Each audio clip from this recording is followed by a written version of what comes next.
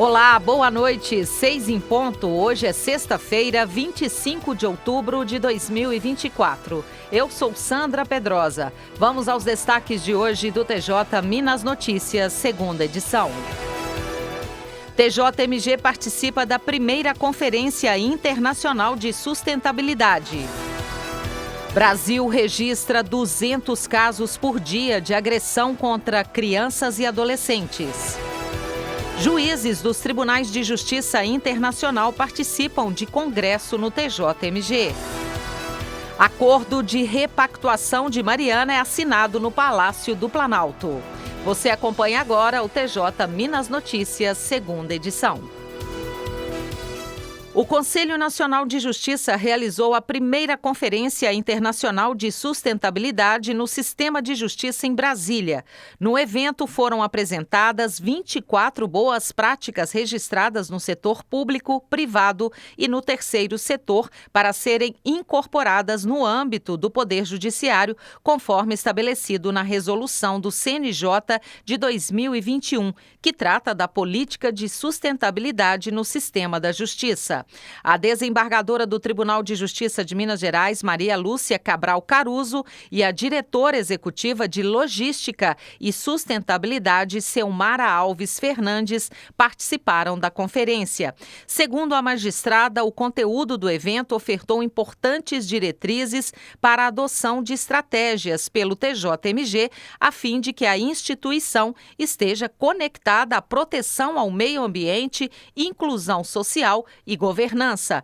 A diretora Selmara Alves Fernandes afirmou que a conferência teve o poder de sensibilizar e conscientizar servidoras, servidores, magistradas, magistrados, colaboradoras e colaboradores do sistema de justiça em torno desse tema.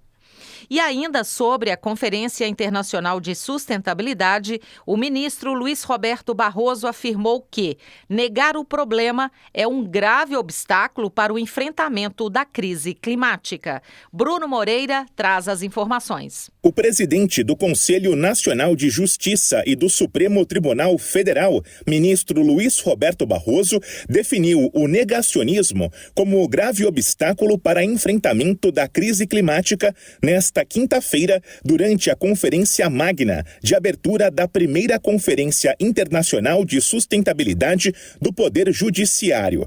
Nas palavras de Barroso, fazer de conta que um problema não existe não é a melhor forma de enfrentá-lo. O ministro alertou que as políticas relativas à questão ambiental não devem ser movidas por objetivos de curto prazo, tendo em vista que o impacto lesivo ao meio ambiente causado pelas medidas tomadas hoje somente vão se produzir daqui 20 ou 50 anos.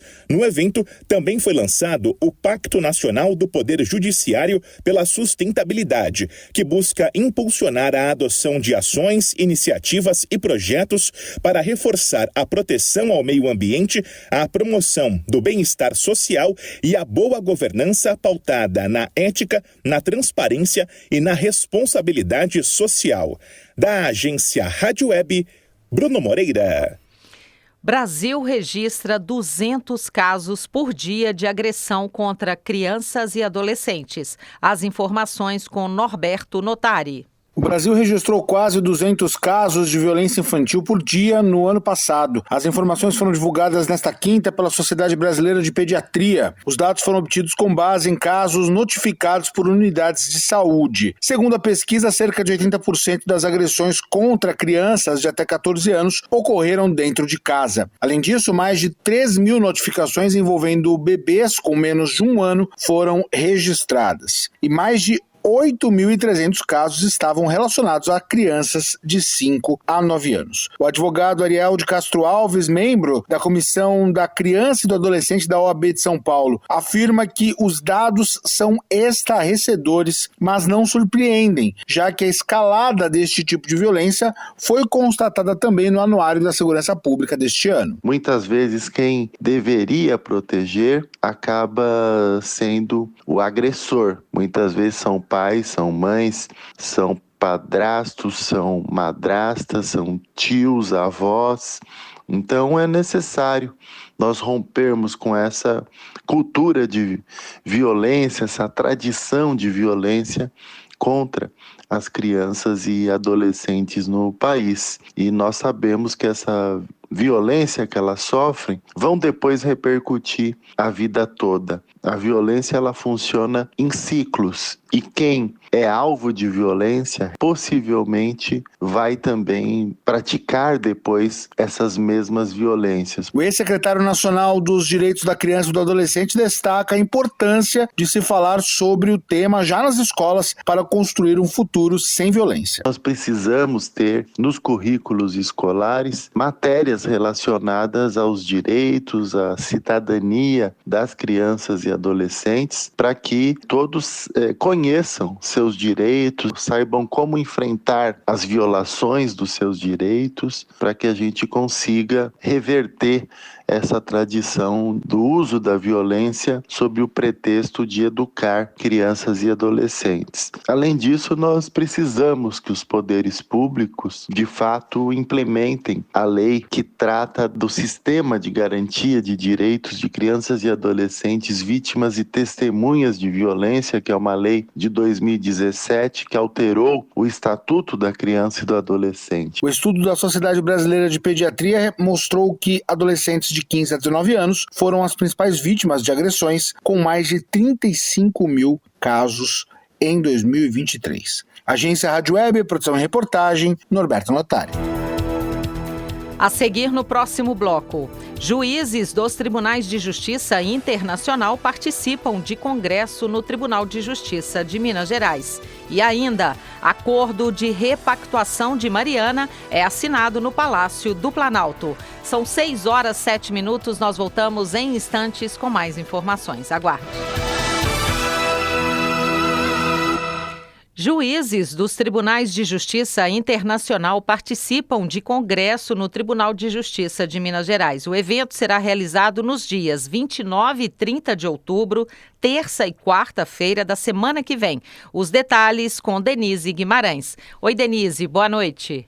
Boa noite, Sandra. Boa noite, ouvintes. Juízes do Tribunal de Justiça Internacional e do Tribunal Penal Internacional, conhecido como Corte de Haia, participam em Belo Horizonte do Congresso Diálogo de Cortes, a complementaridade entre a ordem jurídica brasileira e a internacional. O evento é promovido pelo Tribunal de Justiça de Minas Gerais por meio da EJEF, Escola Judicial Desembargador Edésio Fernandes.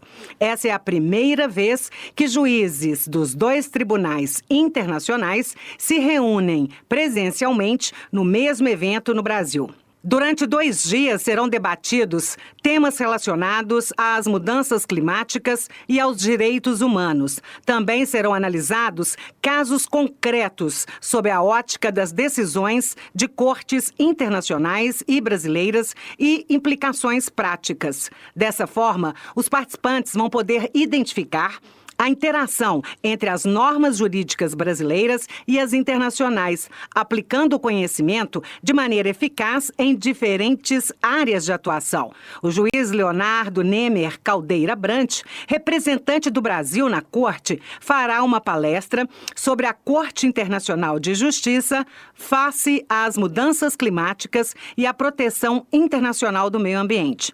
Conhecida como Tribunal Mundial, a Corte Internacional de Justiça foi criada em 1945, no contexto do fim da Segunda Guerra Mundial, com o objetivo de atuar nas disputas jurídicas entre as 193 nações da ONU. A CIJ está sediada no Palácio da Paz, em Haia, na Holanda, e é um dos 6 órgãos principais das Nações Unidas. As decisões da Corte Internacional de Justiça são definitivas e não há possibilidade de recurso. O Congresso conta com a parceria do Tribunal Regional Federal da 6ª Região, da Associação dos Magistrados Mineiros e do Centro de Estudos em Direito e Negócios, e será realizado na sede do TJMG, em Belo Horizonte. Do Tribunal de Justiça de Minas Gerais, Denise Guimarães. Em solenidade realizada no Palácio do Planalto, em Brasília, foi assinado hoje o acordo de repactuação do termo de transação de ajustamento de conduta de Mariana para ressarcimento dos danos causados pelo rompimento da barragem do Fundão no município de Mariana em 2015. O presidente do Tribunal de Justiça de Minas Gerais, desembargador Luiz Carlos Correia Júnior, o corregedor-geral de Justiça, desembargador Estevão Luque e o desembargador do TJMG, Júlio César Gutierrez, participaram do evento. O acordo firmado entre a União, os governos de Minas Gerais e do Espírito Santo, os ministérios públicos estaduais e federais, as defensorias públicas estaduais e da União e as empresas Samarco, Vale e BHP, prevê o pagamento de cerca de 170 bilhões de reais. Desse total, 38 bilhões de reais são referentes a valores já investidos em medidas de remediação e compensação.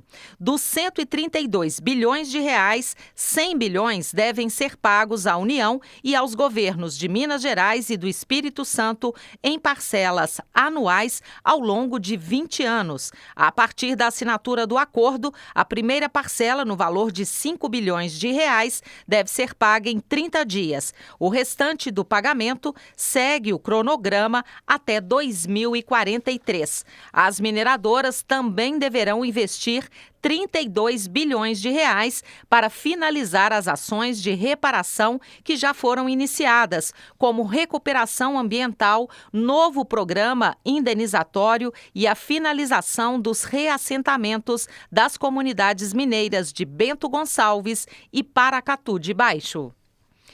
Tribunais de Contas divulgam dados sobre transparência pública. As informações com Isabela Passi.